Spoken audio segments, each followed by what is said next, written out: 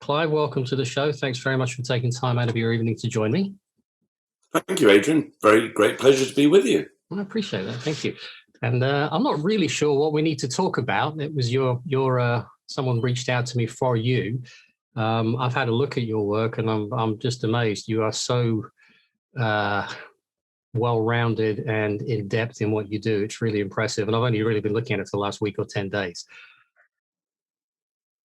Well, cool. Excellent. I've been at it for a while. Yeah. Trying to figure out what health is. When I was really ill, 35 years ago, I was in hospital and I couldn't walk, or I was just, dying basically. Mm-hmm. And the doctors gave up. And I figured out myself that I was low on magnesium and a few vitamins and minerals and stuff. And I completely reversed my arthritis and, got out of hospital. If I'd listened to what the doctors were recommending, I would have been dead years ago. And, I realized that doctors do 4 hours on average in the 5 years of medical training on health. And those 4 hours, they're not taught a lot of stuff that's right, They call it a health service, but this is false advertising. It's not a health service, as you know, it's a disease management service. It's got nothing to do with health. And the sad thing is people lose their health and they go and see a doctor. It's like wanting to go down to the shops and buy some fish and asking for it in the bookshop. The bookshop doesn't know about fish and the doctors don't know about health. Yeah, that's right. And in my experience, and it's been such a long time since I last saw a doctor, it's more than 30 years ago, with the greatest of respect to some of them, because I know many of them do mean well, they're not exactly the picture of health themselves. I love all those, you've seen those pictures of the Belgium health minister and some of the health ministers that are so grossly obese and, I was absolutely blown away when I saw that. Yeah. Picture of health. Sure. So what was your journey, Clive? How did it all start out for you? Well, I think in England, there's something like a statute of limitations. I could tell you how I really started. It's probably best that I don't. Okay. But I left school at 16. I was very proud of my woodwork O-level, so I'm well qualified for whatever I need to do. And so on my 16th birthday, I left school. And, as I think Mark Twain said, I didn't let my schooling get in the way of my education. Good man. And I sort of discovered this weird thing that, to some degree, if I really, really wanted to achieve something in my life, or I wanted something to happen, that it happened. And it was more and more I realized that actually, it does seem that, who you are is what you eat, drink, think and do. Mm-hmm. And we're clearly co-creating this world, our existence. And I think so long as you keep cheerful with it, if that's possible, mm-hmm. and optimistic with it, and know what you want, have a clear vision of your dream. I don't think the universe cares one way or the other whether your dream is a little one or a small one. Mm-hmm. And most people, I think, limit themselves because they don't think it's them. They don't think they're the important one who's got something to do or say or to help people. I mean, when people come to me with depression, for instance, I quite often, I suggest all sorts of things like vitamin D and magnesium and so on. But I often say, well, look, why don't you just try helping somebody else? Because people who are depressed are usually totally wrapped up in their own misery, and often with good reason, perhaps. But the moment you try helping somebody else, you feel better. It's like going out in the sunshine, you feel better. There's some so obvious things. How many people say, oh, I always get ill in winter, or I get depressed in winter? Well, could it be lack of sunshine? Could it be that 10 quid's worth of vitamin D might have cheered them up a lot and stopped? When I started taking vitamin D in winter, I started taking 50,000 international units every day in winter about 13 or 14 years ago. And up until then, I used to go cold, 2 or 3 times a year. After that, just that one change, just vitamin D, cost almost nothing. Never had a cold since. Mm-hmm. Isn't that interesting? Well, I reckon that if the British health industry gave free vitamin D out, which would cost them almost nothing, they could probably cut the hospital beds by, 70%? I mean, the research seems to indicate that the people who've got the right levels of vitamin D have something like 70% less cancer. Mm-hmm. If that were a drug, they'd be making trillions, wouldn't they? That's right. Yeah, no, I agree. Someone said to me that the last time I was particularly sick was actually the last time I saw a doctor, which was 30 years ago. Well, you know, doctors can kill you. I've seen that happen a lot. I really have. Yeah, well, me too. Yeah. Me too. Yeah. But if I could just make plain to anybody listening that I'm not giving medical advice, Yeah. I'm uh, relating research that I've discovered as a researcher, you might say. And luckily, I've had some practical hands-on experience of seeing clients over many years. Hmm. But the best thing I've done, in a way, for my own benefit, is I've interviewed hundreds and hundreds of health experts and doctors. Hmm. And surprisingly, some of my YouTube videos are still there. That's You know, impressive. I know. I got a strike this morning again, just after my last ones got hit, and they went back to a video I put out a year ago showing the government's own figures, proving that there was no pandemic by April. Hmm. You know, but of course they don't like that. They must have changed their algorithm because that was a year ago, and they've just knocked it off this morning. Yeah, when I got my second strike 7 months ago, I went in and I culled 160 videos because I figured that would probably take the rest of the channel with it. So we're still here, thankfully. Good. Well, excellent. I've copied all my stuff onto Rumble and Odyssey and Yeah. BitChute. Although BitChute have been censoring me, they put messages up saying this content is illegal in your country. Yes. That interesting. Yeah. Yeah, I suspect eventually the internet's not going to be that much use for finding stuff, even with the old platforms and everything. Well, who knows? Who knows? I mean, how many people know about Eric Clapton losing the use of his hands? I didn't realize he'd had that. I'd heard he'd spoken out, but I didn't see the interview. Right. So it's Oracle Films, and you can find it. His interview maybe about 3 weeks ago or something on anywhere but YouTube. And basically, it's titled something like "I wish I hadn't taken the second jab." So he got paralysed in his hands and feet. Is he still paralyzed? Do we know? No, he's recovered. It took about 3 weeks, I think. Anyway, the point is that if the world was normal and not censored and controlled, it would be front page news all over the world. Eric Clapton loses the use of his hands. Yes. But nobody knows. Yep. Nobody knows. Yeah. And it's outrageous. So how many Eric Claptons is it going to take until maybe the news slips out? Is it just their friends and neighbours getting ill that's going to do it? I mean, what is it? Because, I mean, the virus is a non-entity, in my opinion, relatively to any other flu year. More people died from about 1990 to 2000 per 100,000 of the population. And, apparently we had a pandemic all through the 90s, but nobody noticed. So they kept quiet about that one. So, but there is lots of good news. I mean, I personally do my utmost to stay relentlessly optimistic and not let anybody or anything upset my nice day. Yeah. Obviously that can be very difficult when you just lost your job or, lost your money or something, which is, you're starving to death, as large proportions of the world are. Yeah. But we could talk about positive stuff if you like. I would really like to do that. I'm not really a big fan of staying focused on the things you don't want, lest they happen to become real, as you and I know they will. So a lot of my content recently has been much more positive. Try this, do this. Here's a person here that's figured out what to do for themselves. They're just like you and I, really to give people hope and focus. And I think that's much more important. Otherwise, when you focus on all the other junk, you're actually fueling the engine, and we don't want to be doing that. Well, absolutely. I mean, an awareness of danger, but spending more than 1 or 2% of your time investigating it is probably going to be negative. So the most exciting thing that I've come across very recently has been an extract of sugar cane. Okay.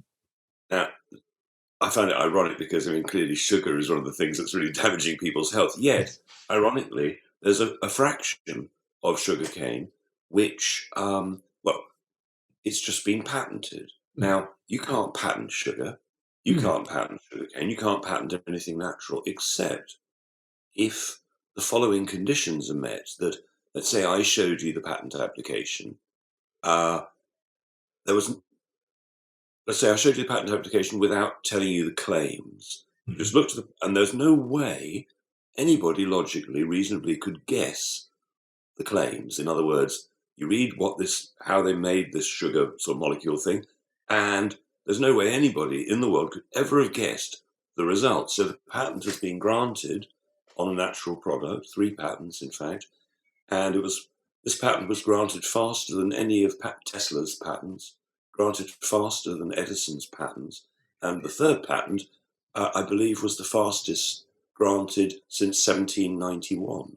Okay. Now, you can imagine that if a patent is so simple, if you like, that and the results were totally unexpected, that it could go through quite quickly. I mean, actually, I've been reading the patent part of the afternoon. It's horrendously long, but nevertheless, this is extraordinary. So what does the patent, what are some of the patent claims? I'll just get my notes and I'll tell you, but while I'm looking for them, they include prostate cancer, basal carcinomas, MRSA, what else? Just give me one second and I will tell you. Okay, so it's just not popping up where I wanted to. Well, while I find it, let me tell you a bit more about it. It's not often in history where an event. So basically, what the material is, it's called metasomer, METASOMER, metasomer, and it's an extract of polycosanol. Now, loads of people are familiar with polycosanol because many of the people in the anti-aging sort of realm have been using it for decades. Okay. And you've sort of seen it in as much as, you see any leaf, and generally the water, when it rains, just runs off it because there's a waxy surface. And that is, in that waxy surface is contained polycosanol, and it's in wheat and sugarcane and rice and apples and peanuts and seeds and loads of foods, right? Pretty much all of them. It's not in meat products, but it's in the vegetable realm. And so it comes as a spray, and you just spray a few sprays in your mouth. It can come as a gel or a cream. They're both edible, as anything you put on your skin, of course, should be edible because it's going right into the bloodstream.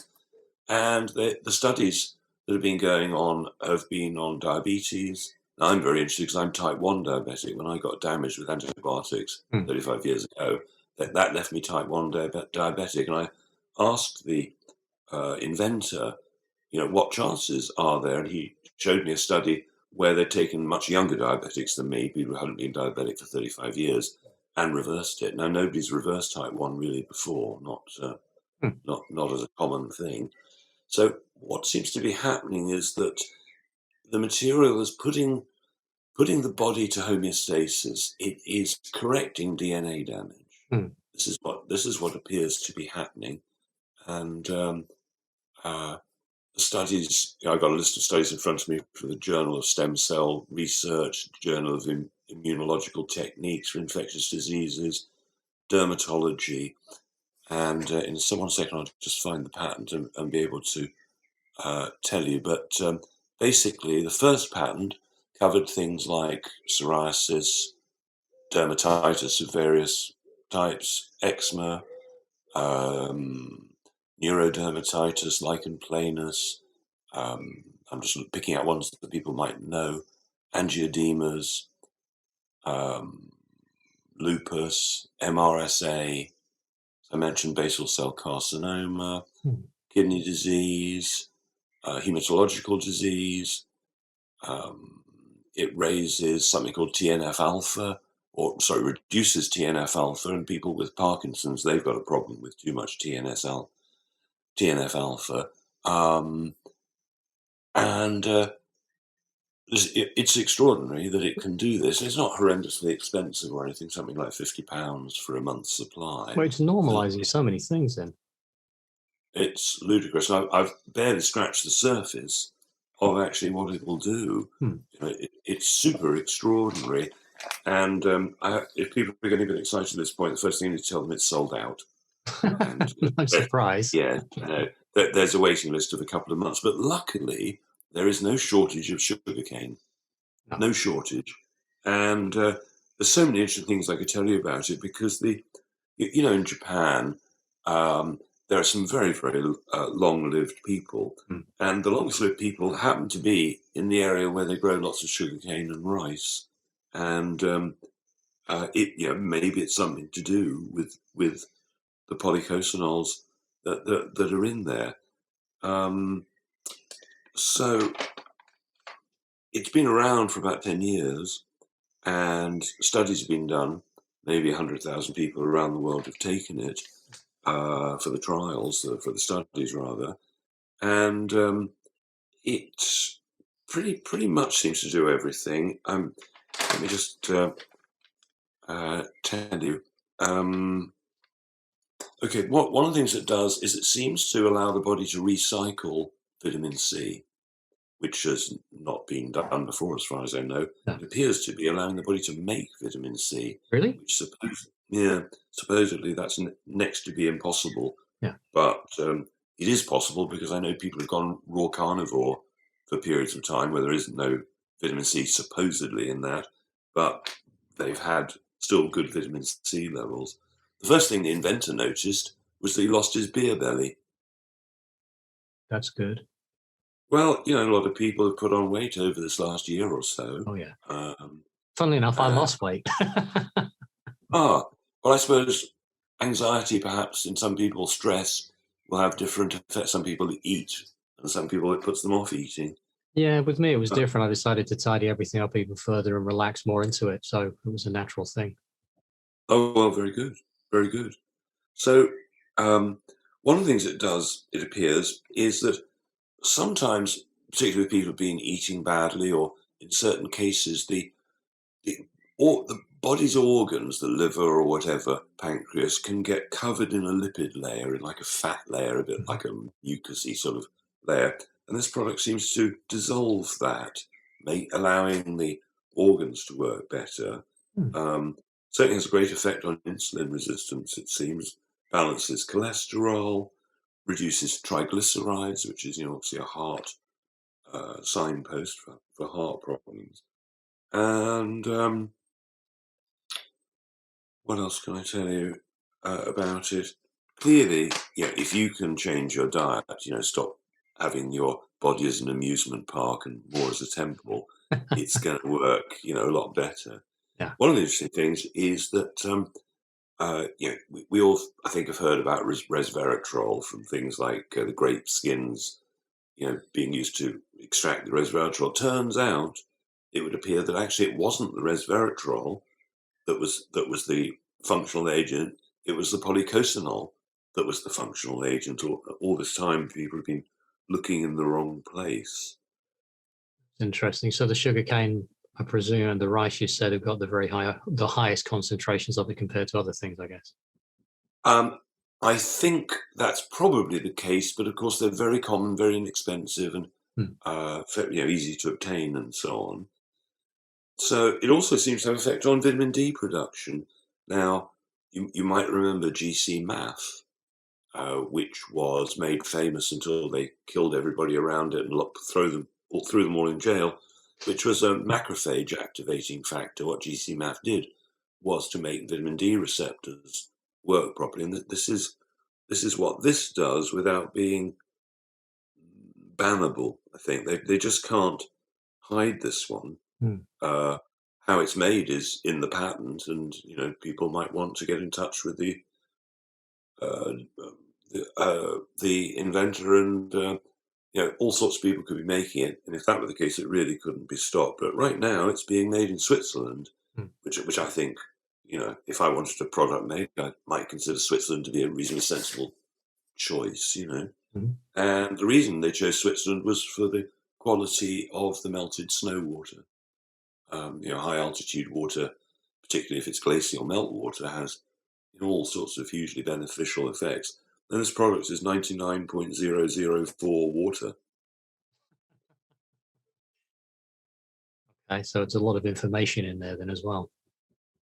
Well, yes, interesting point, of course, yes. So, you can look at, actually there is a food that's got very high in it, which is honey. Of course, honey is the only food known never to go off. Well, that and McDonald's, but that's not food. Yes, exactly. It's food-like. That's right, yeah. It's an imposter. Yeah. So I've only started taking it fairly recently, and I was hoping to notice some huge difference. I mean, some people report their blood pressure normalizes in a day. Wow. Yeah, that kind of thing. The last for about the first week, I couldn't detect anything, and then the last couple of days, I've woken up differently. I've woken up earlier than normal, which is fine, and just felt, I don't know, brighter, jollier. So I don't know whether at the moment it's too soon for me to say that's just the psychological effect of it. Mm-hmm. I've got to do it for longer to get to the bottom of it. But my favourite supplement by far, the one that really was most responsible for getting me out of hospital, was magnesium. Yeah. Because magnesium dissolves calcium, and my arthritis, I couldn't even get dressed anymore. It was so bad. The calcifications, I looked very ugly with the calcifications on the joints. It all dissolved. Magnesium dissolves calcium. So whether you've got calcified arteries or whatever, calcified pineal gland, whatever it is, magnesium is the answer. So how many people currently are low on magnesium? I'm going to hazard a guess and say 90%, maybe more. I'd say maybe more. Yeah. Maybe more, because stress, our mechanism to deal with stress is to burn up our magnesium levels. Yeah, it was the biggest change for me in health. It's because so many things were going on, and when I backtracked everything pointed to that, and that one change modified everything. Oh, well, very good. It did for me. And the thing is that people hearing this, they might run out to that firm Dutch and somebody, Dutch and Barnett, I think it might be, the high street place. And when they buy the main one that's on the shelf, it's not expensive. It says magnesium in big letters. You can bet that it's going to be magnesium oxide, which is the least bioavailable, the least useful that you could possibly use. So people say, "Oh, I tried magnesium, didn't work." And I say, "Well, what type did you try and how many?"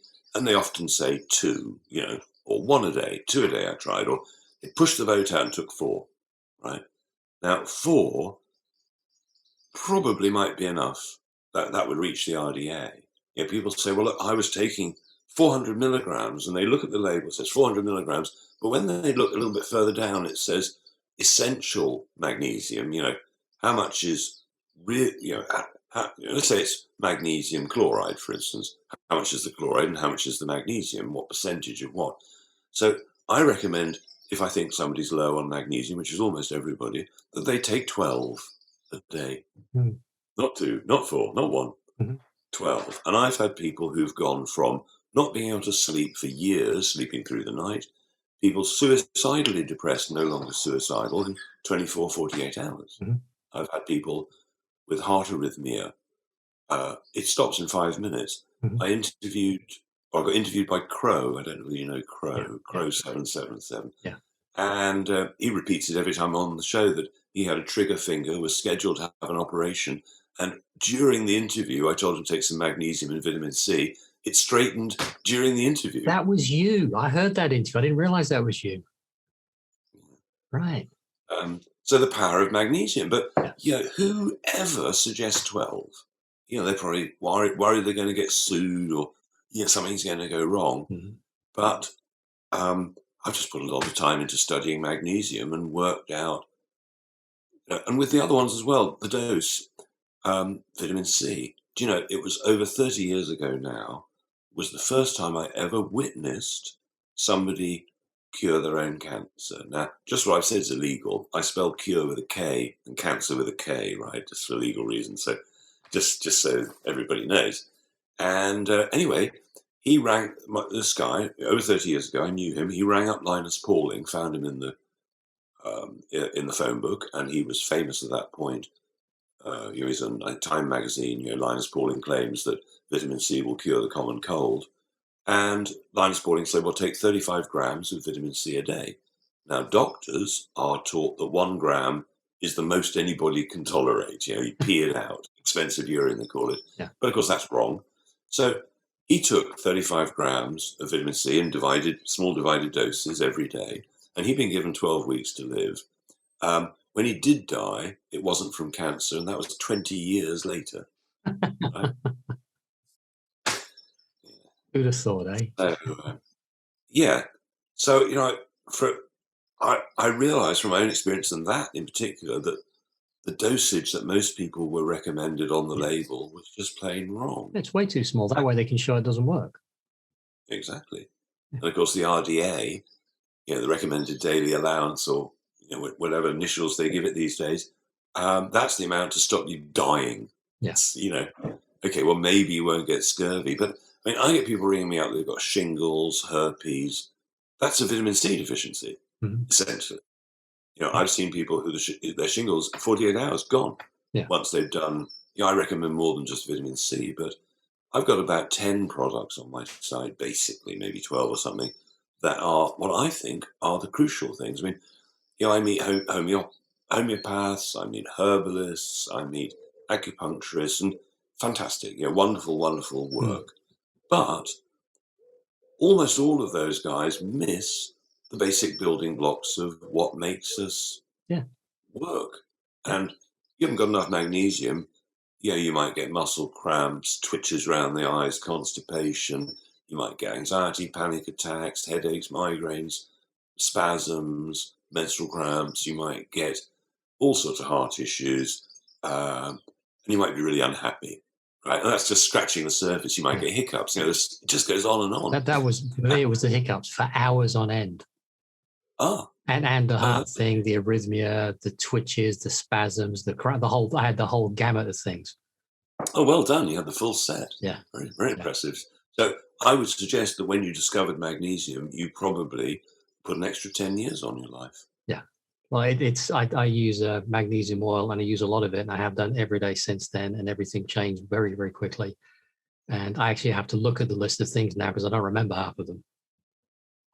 Well, the oil's one way to do it, and it can be super effective. Yeah. I think it's just a bit sticky, and I sell the oil on my website because there are real uses for the oil. I prefer taking the capsules; it's just easier. Yeah. And people have got different tolerance levels. Some people can take 2, some people can take 4. I can take 6 or 8. But some people take 2 and they're in the bathroom with diarrhea. So that's right. With both vitamin C and magnesium, obviously people have got to start really slowly and just build up and see what their tolerance level is. I recommend to my clients watching the film 4-minute video, Reverse Pneumonia in 3 Hours. Have you seen that one? No. So people go into hospital 12 weeks with pneumonia and die from sepsis or something. Yeah. Turns out, this is Dr. Andrew Saul. He's got a website called dryourself.com and a great book, fantastic book called Doctor Yourself. Anyway, so he gets pneumonia and he takes 2 grams of vitamin C every 6 minutes. Wow. Right? Every 6 minutes, bam, bam. And so what, you look at a bacteria, for instance, we all know that bacteria reproduces really, really fast. Mm-hmm. So what if you have bacterial pneumonia, for instance, and the bacteria is capable of replicating every hour or every 2 hours or something? Yeah. But if you hit it every 6 minutes, you're going to outpace it. Yeah, that's right. Simple logic. Yeah. So people need to know this. I mean, my dad, who's now 95, a few years ago, he kept going to hospital with pneumonia and sepsis. And he won't believe anything I say. So I started interviewing medical doctors because he trusts medical doctors. And so I interviewed loads of them about sepsis. What's the cure for sepsis? IV vitamin C or massive continual oral ones. And finally, he asked me for some vitamin C, but it took years, and he hasn't been in hospital since. He's doing great at 95, no mental decline or anything. He should. And this is one of the traps, I think, Clive, that's wonderful to hear, that so many people, their expectation is by the time you get into your 70s, you're decrepit, things are going, your faculties going, and that simply doesn't have to be the case. Well, it's interesting you say that. I interviewed one of my favorite medical doctors, Dr. Jennifer Daniels, who told me that when she was remodeling her house, aged like 40 or something, she had a stair lift put in because she knew she'd need it later. That's a doctor for you. And then what happened was that she got put on the no-fly list and the terrorist watch list. Yes. She was working in New York. You probably know the story. Mm. Then had to flee to Panama Yeah. because she was curing people without drugs. Yeah. And when the pharmaceutical industry found out, she was a very naughty girl. Yeah. And then I've done loads of interviews with her because she's so good. Mm. And she told me how she'd gone vegan for, I think, a couple of decades or something, until one morning she couldn't get out of bed. And her intuition said calves liver. And she got somebody to bring her calves liver. And by the end of the afternoon, she was out of bed and feeling much better, and decided not to be a vegan. It's the whole subject is fascinating. If people will get in touch with their intuition, they'll learn so much about themselves.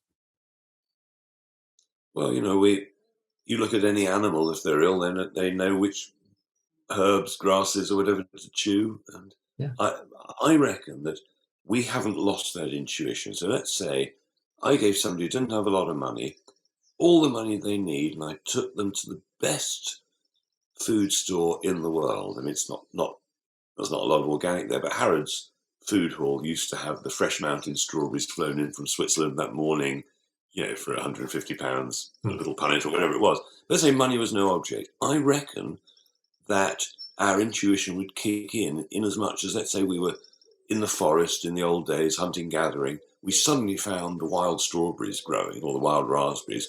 I think we'd stuff our faces until we were full and couldn't have any more. Yeah. And I think if you every day could go into the most beautiful vegetable, meat, fish, fruit store, that you'd know, if money was no object, you have anything you like, I reckon your intuition would kick back in, because how it works, I think, that if you're low on a mineral, let's say you're low on zinc or copper or any of them pretty much, if you can make a very diluted drink with a tiny bit of copper sulfate, for instance, and you get the dose right. If the dose is right, and people manufacture this, you can buy it off the shelf. So you taste a bit of it, and if it tastes sweet, you need it. If it tastes disgusting, you've got too much. If it tastes of water, you still need it. But it explains cravings, because we like sweet stuff, certainly at a subconscious level. So you eat a food for a while, let's say you're low on zinc, so you decide, I really feel like oysters, or I really feel like pumpkin seeds, or some zinc-rich food, liver, eggs, whatever. And you might want to eat nothing but that for a few meals, and then you just can't stand it anymore because suddenly the taste has changed to you subconsciously. Yeah. And we're so capable of self-balancing, and I think we know what to do at some level. That's a really interesting point you make, because it makes me think of two things. Number one is that people are very wrapped up in, I have to do this, I have to follow this regime, this diet. I was talking to someone about it earlier on. I said, you really don't. You need to find your own way with all of this. You don't want to listen to what's right for anyone. You'll find your way. It's all right to get pointers and ideas and guidelines if you really don't know.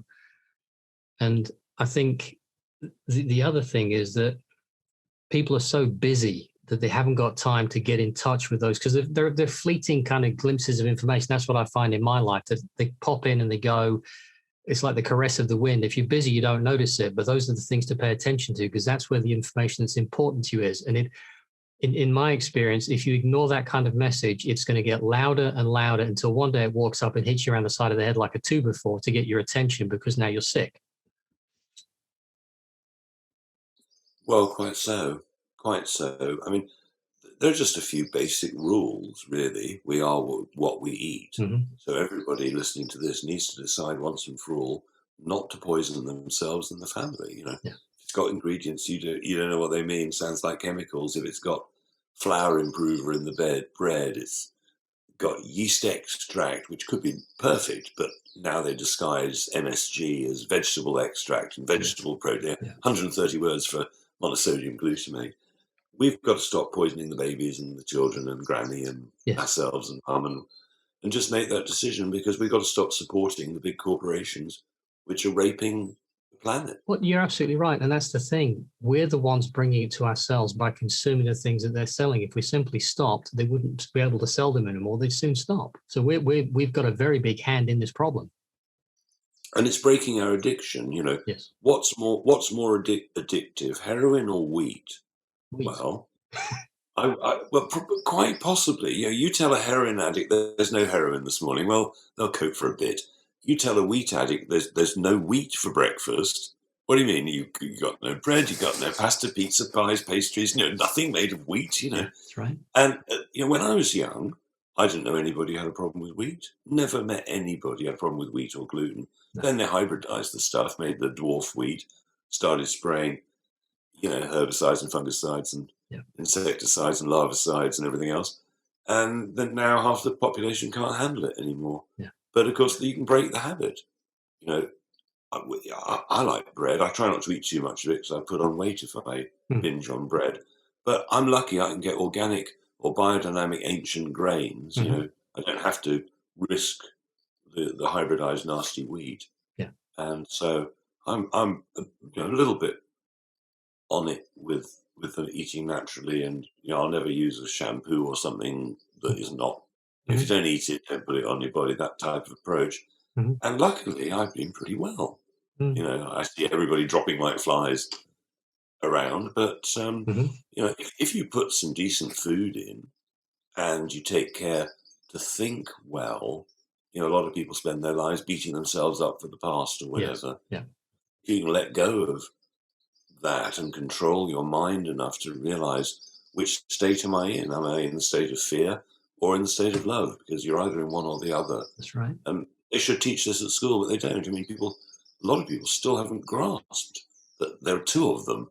There's the version of them when they're in the love state, everything's okay, they're in the now, everything's great, feel happy. Then they're the ones that have slipped into the fear state and haven't noticed. Yes. Suddenly they're worrying about the past, worrying about the future, worrying about tomorrow, and they're so caught up in the fear they can't think straight. Right. The moment you're back in the love state, well, why on earth was I depressed? Yeah. I realized this big time years ago, back 25 years ago, I was deeply depressed. I don't remember what about. It's just existential, what am I going to do with my life stuff? And I've been miserable for days, probably, really miserable. I'm sitting on the floor feeling miserable and not doing anything, can't be bothered, And the phone rings and I answer it, and it's this incredibly sexy girl. And in a microsecond, I've switched from mega depression to ecstasy, right? And it's a phone call. It's not like anything was going to happen. Yep. I thought, Christ, if a phone call can snap me out of depression, surely I must be in more control of myself. Imagine somebody, you're depressed and somebody says, here's £1 million. Oh, I don't really know, thanks. You're going to be quite pleased. Most people would be anyway, It's a very interesting thing. Just stepping back to the food thing, because someone said to me, "No, I can't afford to eat organic." I don't think, because we eat everything organic. We grow what we can. There's a local garden that I'm a member of that we get food from as well. And what in my experience has been, because you can eat substantially less of high quality nutrition, you actually end up spending probably about the same and maybe even a bit less. It's a really interesting thing. You just got to get used to having less, but you don't need as much because it's got so much more nutritional density to it. Well, I completely agree. And, wild forage food, if you're lucky enough to have any wild land, even better. I try to forage all I can. It's free for a start. Yeah. The wild garlic season has just finished and that was great. Yes. I make raw garlic pesto and it's fantastic. Now, if I want to do a bitter herb pesto, I just pick the top leaves of the stinging nettles. Yes. Put some garlic in there and spice it up a bit. Fantastic. Well, stinging nettles are an interesting thing, aren't they? They've got more, is it 5 or 6 times more vitamin C per weight than an orange? Well, that wouldn't surprise me. Red peppers have more than an orange, I think. Yeah, true. But freshness is everything. Minerals, as you know, you could set fire to the orange and all the minerals will still be there in the ash. Yeah. But the vitamins go from the moment you've picked it. Yeah. It's dying, basically. Yeah. So by the time somebody's got an orange in their fruit bowl, how much vitamin C is left? Well, it's minuscule. Possibly not very much at all. Yeah. And so I would contend that almost everybody, you're probably not. Well, you're probably one of the exceptions that's not. But most people, I think, not only are they low on magnesium, they're low on vitamin C. And if you're low on vitamin C, then skin problems erupt. Yes. And teeth problems. I had a friend of mine Her teeth were very, very loose, and the dentist's solution was they wanted to take her teeth out and give her dentures. And I looked at her and I was talking about a diet, and I went, I think you've got scurvy. I do not. And I said, I think you do. Get some of this, and have this much for at least a month, and then see how it settles down. And within 2 weeks, her teeth were all tight in her head again. Oh, very good. I mean, vitamin C. I mean, Dr. Thomas Levy's got that great book, Curing the Incurable. And because they've been using vitamin C to reverse polio. How many people were walking around with leg irons because they got polio as a child? They could reverse that. Some people who got measles, smallpox, any what we call infectious virusy type things, and most bacterial infections, vitamin C in high doses will overcome. I mean, it's just outrageous. Clearly, doctors have deliberately taught that no more than 1 gram works because, like vitamin D, like magnesium, vitamin C would be one of the ultimate threats, as would iodine. Yes. I mean, iodine is massive. Yeah, that's why my arms are stained yellow from earlier on, because I put some on every morning when I go out. People look like I've got bruises and stuff. But no, it's just iodine. So these days, I take maybe 10 drops of 12% Lugol's iodine, maybe once every 10 days or something like that. And can I run through a few of the iodine symptoms? Please, yeah. Your audience. So if you're deficient in iodine, you might have dry skin. You might have brain fog. You just can't think clearly like you used to. You might walk in a room and forget why you walked in entirely. You can get that back in weeks if that's where you are. Hot flushes, menopausal symptoms. 90% of those are probably an iodine deficiency. Why do people have thyroid problems? Iodine deficiency. In women, the most iodine, like in men, is in the thyroid. But in women, the second most iodine concentration in the body is in the breasts. Could iodine be the answer for breast issues? Well, it's the answer for cysts and fibroids. Anybody who's had a cyst or a fibroid, chances are that was an iodine deficiency. And then it goes on and on. And how many people are low on iodine? Unless you're living by the sea, because it comes from the seaweed in the sea and the air, chances are you're probably low on iodine. If you're eating bread which has flour improver in it, which is bromine based, you'll be low on iodine. If you're swimming in a swimming pool with the chlorine, you'll be low on iodine. If you're bathing in chlorinated water, drinking in it, cooking in it, you'll be low on iodine. If you're using fluoride toothpaste or in a fluoridated water area, you'll be low on iodine. And the tests that I've done, I've tested thousands of people's mineral levels. In my experience, it's at least 95% of people are low on it in the UK. And maybe slightly higher. So it is so massively important. It's anti-cancer. It's, there are about a dozen, in my opinion, real keys to health. Herbs might be fantastic, but they're secondary to is your body self-repairing. Your body isn't low on a herb. We do have cannabis receptors, but it's not necessarily that we're low on it, but we are low on minerals, vitamins, essential fats, and amino acids. They all work together as well. If you're missing one, other things don't work. Exactly so. So, you asked about diet earlier. I mean, if I had somebody who had been eating really badly for ages, so they're clearly loaded with toxic chemicals and heavy metals or whatever, I'd be very tempted, if they'd agree to it, to put them on a raw vegan diet. If they were big and strong and could handle it, a couple of months as a raw vegan, and you're going to clean yourself out. I've seen, there are reports of people who have had macular degeneration. They're going blind. 2 months on like celery juice and sensibly chosen juices, not ones with too many oxalates in. And suddenly their macular degeneration is reversed, But if somebody was very weak, they're 80 and I just haven't got the appetite to eat, I'd probably put them on a protein-rich diet or supplement. I mean, people who just need to put on muscle, that's what they're just fading away, I'll put them on high doses of amino acids. And I've got a blend on my website, which is almost all the amino acid blends out there are made for bodybuilders, because bodybuilders know that they don't need to eat 10 steaks for breakfast anymore. They can just have a lot of amino acids, but they're built for bodybuilders, for people who are athletes. Yeah. So I've got a version that's made for couch potatoes. You could also be an athlete and like it, but the thing is that I can tell people, look, take this, take that, take this, take that. But if it doesn't taste nice, or if it's not easy, they may not do it. So it's trying to find ways where people will actually want to do it. So the amino acids taste disgusting. Well, they don't really, they're not that bad, but some people don't like the taste. So we've made one with chocolate to try and disguise the taste. And thought, well, while we're putting that in, we might as well shove in some medicinal mushrooms and a bundle of other stuff. And one day I woke up, I don't know, 6 or 7 years ago, and I realized I'd taken 28 tablets that day, or more, I think. I can't remember. And I wasn't taking such big doses then. I thought, this is ridiculous. I do not need 28 different things every day. I just don't. I've got to simplify it right down. So now, because I sort of worked out what my body likes and doesn't like, I tried raw vegan, can't do it. I get flatulence and, I'm an embarrassment to be with if I'm on raw vegan. It may be doing me lots of good. I feel quite good on it, but it's clearly not the diet for everybody, and not the diet long term for a lot of people.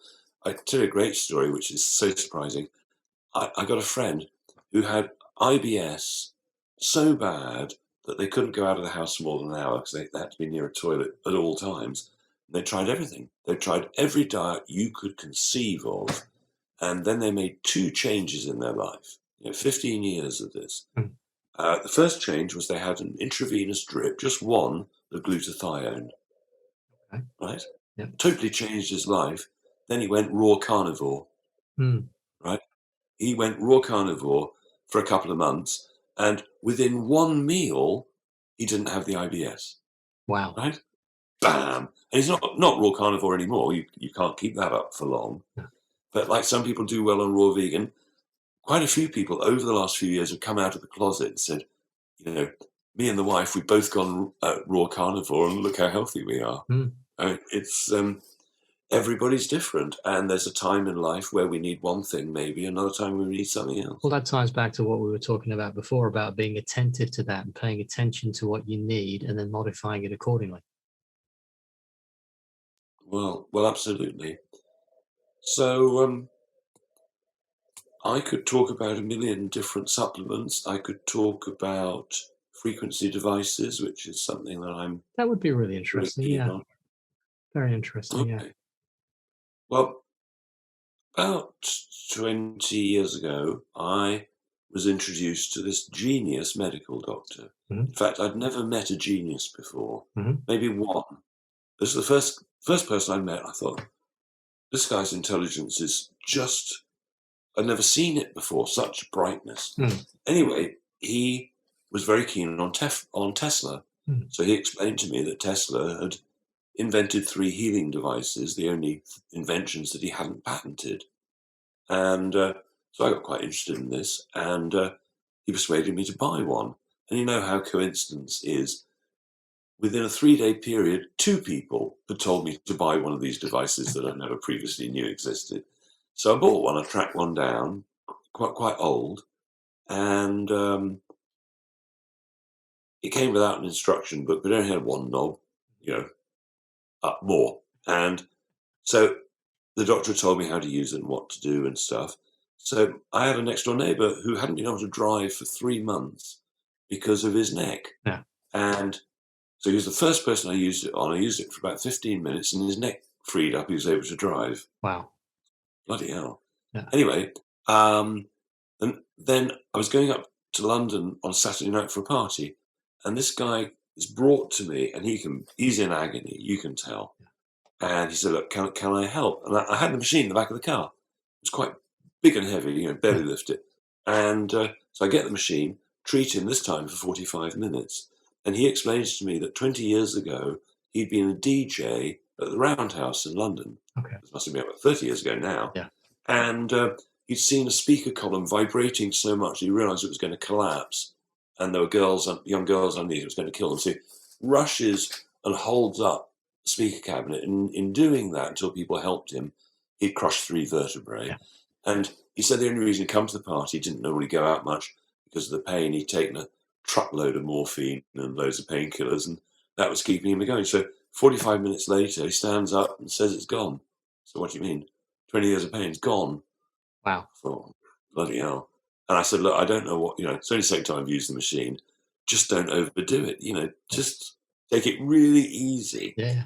Anyway, it's late, I get home, and I get this phone call, 8 o'clock in the morning on the dot. And when the phone rings 8 o'clock, it might be something up, right? Yeah. And he says, Clive, I had the best night ever. He said, I danced all night till 4 in the morning. Oh, dear. Oh, dear. He said, I'm in more pain now than I've ever been ever. Come round immediately and bring that machine. So I go round, treat him for another 15 minutes, and then he was out of pain for 2 years. Wow. I had to go back a couple of times. Yeah. So it doesn't work like that every time, Mm-hmm. but it can. But I mean, the problem with that machine was it was really big. I had to get a little suitcase on wheels to be able to cart it around. And then I realized that what I really wanted was a much bigger one, which was really difficult to carry around. Yeah. And so I started looking for something smaller. So I found the Pain Genie, the Russian scalar. No, not Familiar with that? No. It's a small little device developed in the 80s, and it was developed for the Russian military, so money was no object. You can put it in your pocket. And I used to use that as my primary frequency device. Mm-hmm. I'd use the big device if there was somebody with a real problem. Mm-hmm. But the first time I used it with the doctor was for somebody who'd been sent home to die. 3 days left to live. Glioblastoma, which is one of those brain cancers which you're not supposed to recover from. The doctors don't allow you to recover from that one. This guy did. 3 days left to live. They thought could have been a few more days. Who knows? And he had people to help him. He was very, very lucky, and he was already being looked after by people and was being fed organic or biodynamic food in the form of juices, because that was all he could handle. He couldn't really speak. He couldn't really move around. He'd been sent home to die, right? So we taught the cleaner how to use the machine. We shaved the guy's head, and the cleaner used it 1 hour a day on his head. A few months later, clean bill of health. Right? Very interesting. But it had a sad end to the tale. He was like my star case, right? So I was doing, about a month after he'd got the clean bill of health, I was doing a talk up in London. So I said, would you mind coming along as like a guest speaker? And at this point, he's got his voice back maybe 80%. Mm-hmm. So he's not maybe 90%. So still a little bit hard to understand, but you can understand him. And he had the audience in fits, laughing. And he used to be one of the biggest drug dealers for a very rich family. And it was the rich family who were supporting his recovery. Anyway, his brother, who I'd known I first met 50 years ago when I was really young, his brother told me after he died, which was sometime later, what had happened. He said that on the day he and his brother got the all clear from the hospital, they went out and bought 2 grams of crack and got smashed. And what happened was that this guy, who was the life and soul of the party, he could take bundles of drugs and stay up for 5 days without sleep and make everybody laugh. Because he'd had so much chemotherapy prior to meeting me, so much radiation, he'd had 10% of his brain cut out, right? He was not the same person. No. And he got more and more depressed because his friends didn't want to see him anymore, basically because he wasn't the man he was. He wasn't doing the business he was as well. So you lose a lot of friends if you stop doing that business. And eventually the cancer came back. And instead, I spoke to him at this point and said, what the fuck are you doing? He said, there were a whole host of reasons, but basically he didn't want to live anymore. And the cancer came back. This time he didn't go the natural route, even though he knew it worked.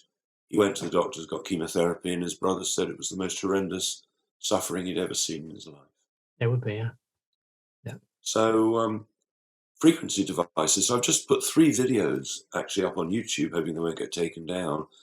about a prostate cancer frequency device, which has been trialed in China with success. So it's working on light therapy.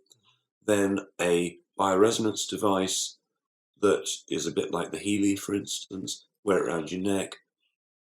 Unlike the product I just mentioned, where it's very expensive, this one comes with all the frequency sets you need, and it costs, I don't know, less than 400 quid. Super sophisticated micro generator. And then I've been trying for the last few weeks, so I haven't got it here, I've given it to somebody, this like large watch thing that fits on the inside of your wrist with lasers and LEDs. And you're on the basis that, as you know, the blood's flowing through your whole body every minute or so. If you've got a blood-borne parasite, malaria would be an example of a blood-borne parasite, or a bacterial infection, blood-borne infection, then this would help wipe it out. So, you may know that I've got a club called secrethealthclub.com. And on And I found out about that actually just before you contacted me by a friend of mine who's in that club. You recommended it. Oh, cool. So the information I don't generally talk about is there behind the secrecy wall of being a club. Yeah. You can have another member, another level of it by having a society within the club. And the club's only got one rule, and that rule is, to paraphrase, that you have to agree that you agree with the idea of total health freedom. Now, so if the big pharma or the government were to look on my website, that would be illegal. They'd be breaking the club rule because they're not in favor of total health freedom. Yeah. So it's only got one rule. And then I've got another club for people using Tesla machines and other frequency devices. So if somebody, it costs money to join the club, but I have to do it. I have staff helping me. If they really want to know about what I'm talking about here, because I don't want to go too much more into the machines I'm primarily using now, but the information is there on the Secret Health Club for people who are really keen. And I find machines from the 20s and 30s primarily. And over the years, I've found that very few people in the world who know how to restore them. And the problem isn't finding the machines. The problem is finding people who know how they're meant to work. I can imagine. And, but I've got a video on the Secret Health Club where I treat 34 people in a row, and they all come out of pain. Some of them not completely, but some have been in pain for 10, 20 years. Right? Wow. And, with the pain genie that I was using, the scanner, I reckoned I could usually get 7 or 8 out of 10 out of pain in less than 10 minutes. Yeah. With the machine I'm using now, which is much older, I reckon I can get 9 out of 10 people out of pain, something like that. I mean, it's the old technology is very interesting. There was so much more going on that we've been dumbed down with, and it's been hidden away. And I'm very keen on looking more at that because I think it's very interesting what was going on back then. Well, the thing is that people go up to Grandad's attic after he's died, and there's this old piece of kit that looks really dangerous, and all the wiring's crumbling to pieces, and they don't know what it is, so they throw it on the skip. Because obviously, look, this was made in 1920, say. Obviously, what we have now is much better. Obviously, but no, it's not. Nope. It's not. I mean, the machines that I use Tesla coils and glass under vacuum with noble gases in, like argon and stuff like that. And the next step. I mean, I use a device called diathermy, and diathermy used to be in every hospital in the world. Right? It was standard. Diathermy is still in hospitals now for surgery because if you cut with a scalpel, you can bleed. So doing eye surgery, bleeding in the eye, well, you're going to be blind probably. So, but if you use cautery, electricity to cut with, it cauterizes the wound. There's no bleeding. So ophthalmologists still use this technology, totally unaware that before the Second World War, the machines didn't just cut, but they healed. And So, um, so yeah. So what happened was the original Tesla coils began to be replaced with valves, like they had in hi-fis. And just like hi-fis, then they went to transistors, then they went to solid state.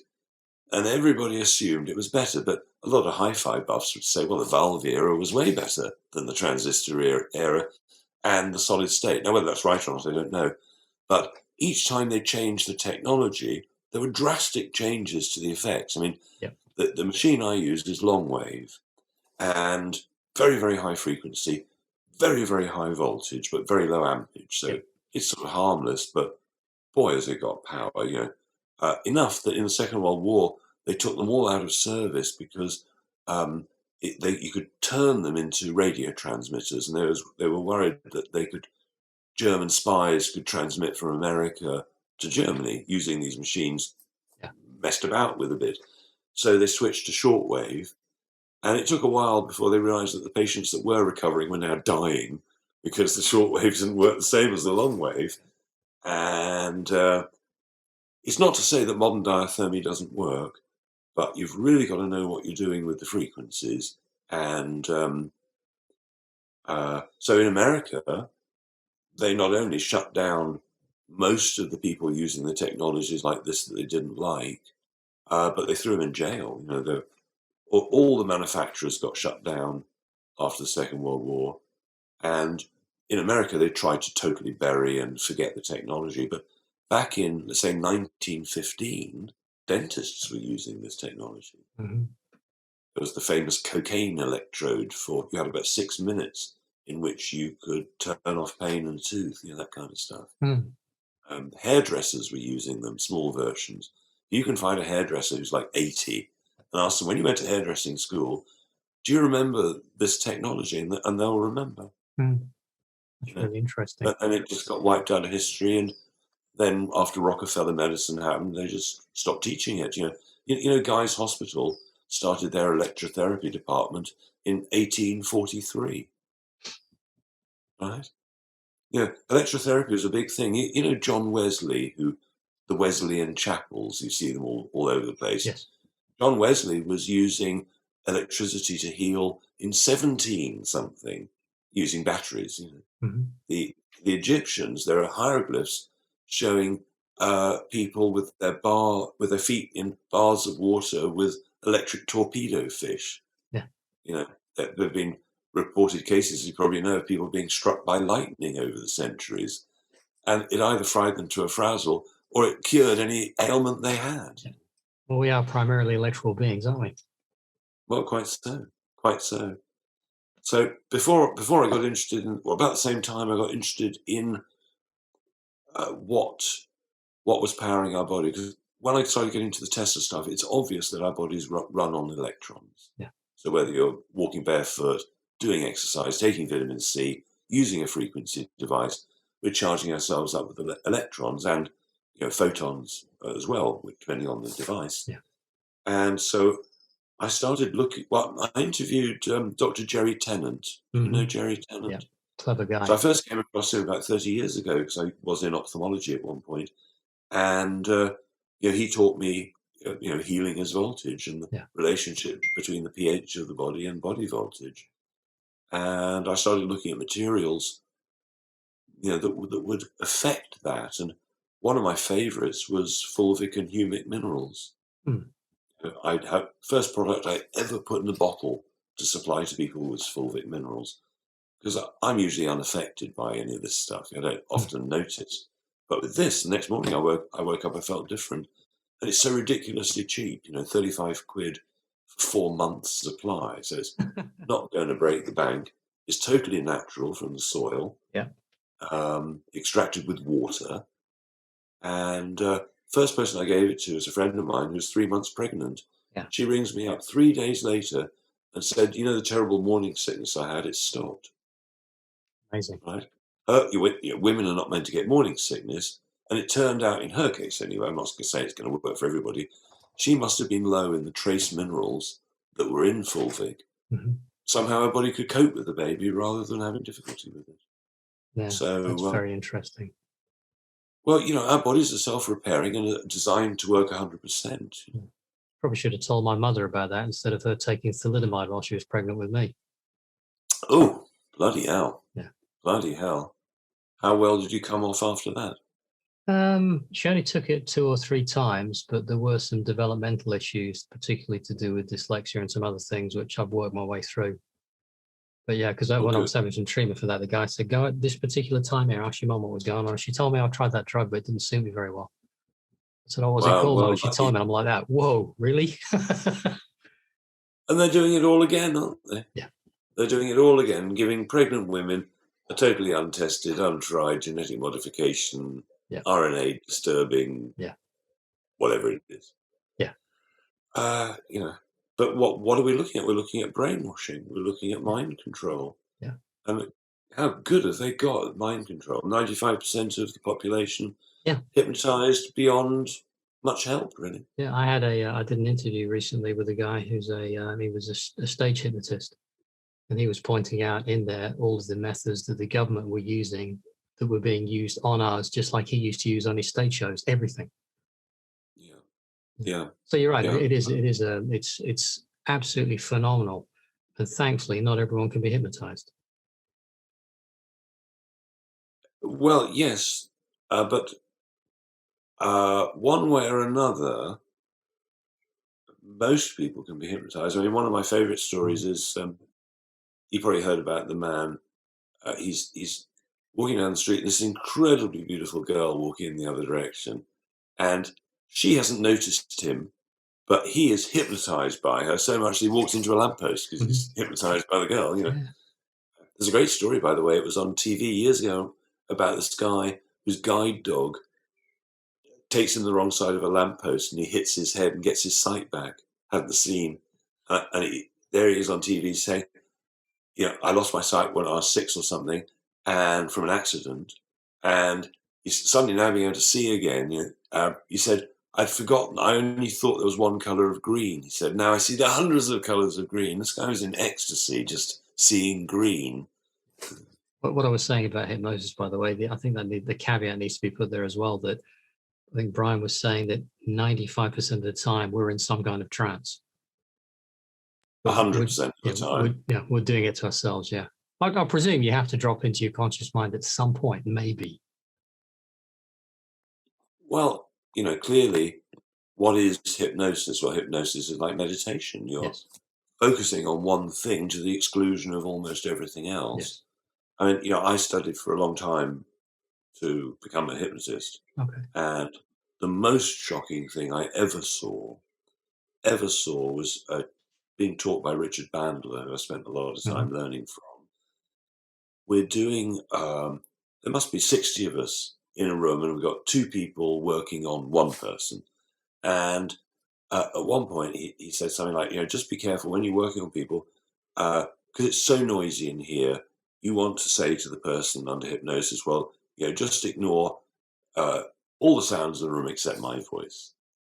And he said, what you don't want to say is ignore all the sounds in the room and not mention except my voice, otherwise they won't hear anything. You have to hit them to get back again. Yeah. Anyway, that wasn't the shocking thing. The shocking thing was, he said, right, get 3 chairs, and he said, who wants to volunteer for an experiment? And this really quite frail lady puts her hand up. And so he says, right, lie down on these 3 chairs, right? Under the head, under the ankles, and under the bum. And then he gets the students to persuade this woman that she is an iron bar that cannot be bent. They took away the middle chair, right? They sat on her. And at this point, I couldn't look. It was just wasn't right. Mm-hmm. But there it was. She'd become an iron bar. Yep. And super shocking. Yeah. No, it really is. But we're witnessing that right here and right now with everybody. Well, yeah. It's incredible. Well, you can snap people out of hypnosis, maybe. Mm-hmm. Pretty bloody difficult. But, yeah. Still, is there anything really wrong? Maybe not. Maybe everything's fine. It's just this had to happen, and I don't know. I'm just determined to remain optimistic. Well, I'd agree. I think it's going to be probably, in the end, for many people, the greatest gift that's ever happened to them, because it's going to have taken them away from a path where they were headed. And I think it's extraordinary. I feel very peaceful about the whole thing, as much as I do get upset from time to time about certain aspects of it. But I do think it is a gift, and it's necessary, because otherwise I don't even want to think about where we were going. Yeah. I mean, the good news is that all the problems in the world have been thought through and solved decades ago, really. I mean, every problem you can think of, the answers are there. People have been working on it for decades. Yeah, definitely. So there's only one problem in the world, isn't there? Just one problem in the world. Go on. The psychopaths running it. Well, absolutely. Yeah, the idiots running the asylum. Yeah.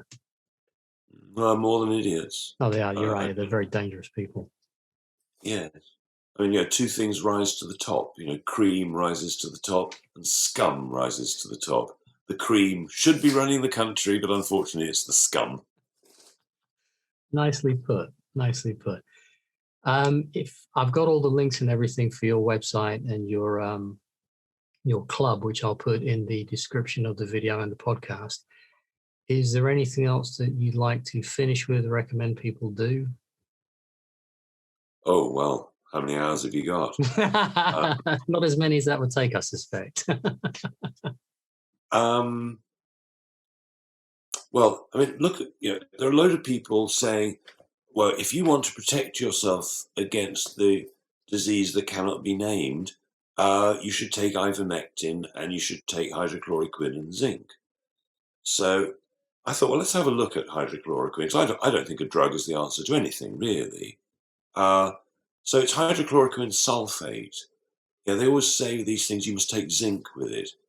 So the sulfate bit of hydrochloroquine, are we sure it's not the sulfur in the sulfate part that's doing the job? Are we not sure it's the zinc that you're meant to take with it that's doing the job? And I mean, there's so many things that are natural equivalents to those drugs. CD, chlorine dioxide, vitamin C, loads of things will do the job naturally. But of course, it doesn't suit the powers that be for people to know about that. But right now, I would stock up with supplies of the things that you might need. I import stuff from China. I've just imported a encapsulation machine, which arrived like 5 months late because of shipping problems. It used to cost whatever, 1,200 quid to get a shipping container. It's now upwards, if you can get one, from 7,000 to 20,000. There are people who are desperate for supplies, like the computer manufacturers, because they can't, well, the car manufacturers can't get the chips for their cars. And it's not getting better. I'd love to say it's getting better, but it's not. And the chances of supply shortages, which people are already seeing some empty shelves, but what's coming. So I would advise everybody, for the good of their health, to stock up with just basics, iodine, vitamin C, vitamin D, just some basics. I mean, if you cut yourself, you need iodine that's what they use in surgery. And I think people need to go back 200 years to when everybody had their own medicine chest. Yes. Even pirates wouldn't go out sailing unless they had the medicine chest. It's more important than anything. Yep. And we need to go back to self-reliance. This is why I quite like frequency devices, because you can have it at home, treat everybody, and without drugs or even supplements, you can get a lot of people better really fast. So self-reliance, self-education, because what I'm talking about, how to use vitamin C, how to use magnesium, they should be teaching this to 16-year-olds before they leave school or something like that. It's not complex. Medicine, 5 years to have a license to give poisons. I mean, that's why they get a doctor's license, because they're giving poisons. The other thing is they practice medicine because they don't actually know what they're doing, do they?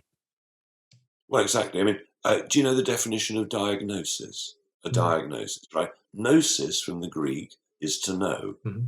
Agnosis is not to know. So diagnosis is neither you nor the doctor knowing. It's two people not knowing, diagnosis. Okay, that makes a lot of sense. One could argue that, my definition, but... yeah. I heard as well the old name for the hospitals was pandemoniums. Ah, which is like, okay, that makes some sense as well. yeah. Well, you look up the definitions of most of the words, pharmacopoeia and trying to think of the main one. I can't think of it, but uh, most, I don't know, everything we've been told is wrong. Yes. Yeah. Doctors lower blood pressure Yeah. because blood pressure is high. They don't ask why is it high. Yeah. Why would the intelligent body turn up the blood pressure? There's got to be a reason. Dehydration might be a really good one. So what they do is they turn the blood pressure down, reducing the white blood cells, the red blood cells, the amount of healing materials and nutrition to the brain. You turn everything down, nothing's going to quite work the way it did. That's right. And they think this is a good thing. Yeah. Insanity. Well, yeah, I think it is a form of insanity. It's fascinating. And they defend it very hard too, which is also really interesting. Well, exactly. Well, they've got a livelihood. Occasionally I give, I put on weekend courses, and fairly often there are a couple of doctors come, and the last one I had came to one of my courses, was totally in tears, and said, "I can't go on, but the wife likes the £250,000 salary," and he was distraught. I said to the guy, "Look, you can make more money surely by going as a natural health professional, while also saying I used to be a doctor, because people do have this amazing respect for doctors.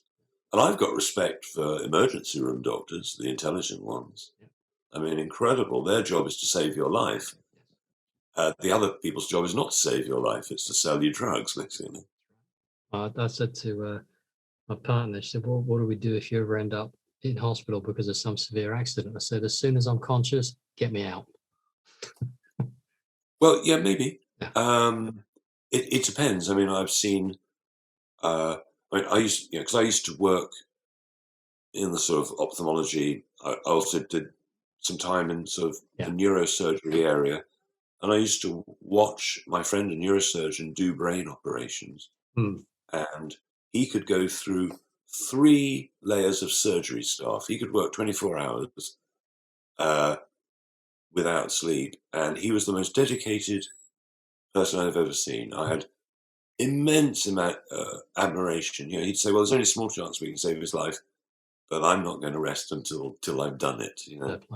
So there are some heroes out there. Thankfully, there are, and I've got a lot of respect and time for people in that industry, but so many of them are incorrectly educated, and they're not troubling themselves to work out actually, why am I not seeing results here? What's really going on?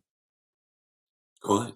Well, they're more brainwashed than the rest. I mean, they don't like taking you into medical school if you've had a year off from school. They want to take you straight from school, so you don't really understand real life. Yeah, that's a good point. That's a good point. That has been absolutely wonderful. Thank you so much again. I really enjoyed that, and I do hope that we can have another chat again sometime soon, mate. Yeah, really happy to, Adrian. There's so much to talk about. Always. And, now more than ever, people could do with knowing. Yes, they could. You take great care of yourself. Likewise, Adrian. Thanks, All the buddy. best. Cheers, mate. Take care. Bye-bye.